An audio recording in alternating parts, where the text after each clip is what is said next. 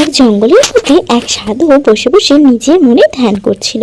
হঠাৎ কোথা থেকে এক জিন চলে আসে, আর সে জিন ছিল খুবই দুষ্টু।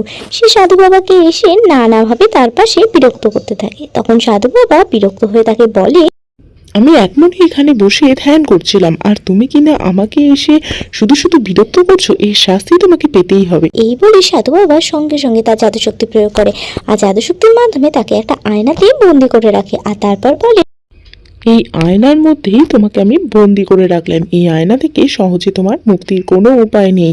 তবে হ্যাঁ, এই জঙ্গলে এক টুনি আছে। সে যদি কোনোভাবে এখানে উপস্থিত হয়ে তার জাদুশক্তি দিয়ে তোমার আয়নাকে মুক্তি করে, তবেই তোমার মুক্তি আছে। ততক্ষণ পর্যন্ত তুমি এখানে বন্দিই থাকো। এই বলে সাধু বাবা সেখান থেকে চলে যায়। আর কি ভাগ্যবশত টুনি তার ছানা গুগলিকে নিয়ে সেই পথেই বাড়ি যাচ্ছিল। জিনকে এভাবে বন্দি হতে দেখতে সে বেশ কিছু অবাকই হয়, কারণ জিনকে কে আবার বন্দি করতে পারে। সে মনে করে কোনো ডাইনি হয়তো এই বিষয়ে রয়েছে।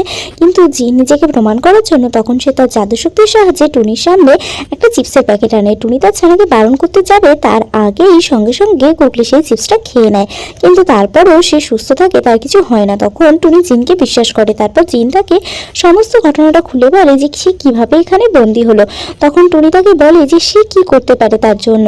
ঠিক আছে, তো যখন এত করেই বলছে সেই কারণেই তখন সঙ্গে সঙ্গে টুনি তার উপর জাদুশক্তি দেয়, আর আয়নাটা তারপরে সেখান থেকে মুক্ত হয়, আর জিনও মুক্ত হয়ে যায়। আর জিন মুক্ত হওয়ার পর খুবই খুশি হয়। সেই কারণে সে আবার তার জাদুশক্তি প্রয়োগ করে আর প্রচুর তাকে সোনার কয়েন দেয়। আর সেই কয়েনগুলো নিয়ে টুনি আর টুনির ছানা গুগলি খুব খুশি হয়ে যায়। আমার গল্প তোমাদের কেমন লাগছে তোমরা কিন্তু অবশ্যই জানিও। তার সাথে লাইক শেয়ার কমেন্ট করতে ভুলো না, আর সাবস্ক্রাইব অবশ্যই করে দিও। টাটা।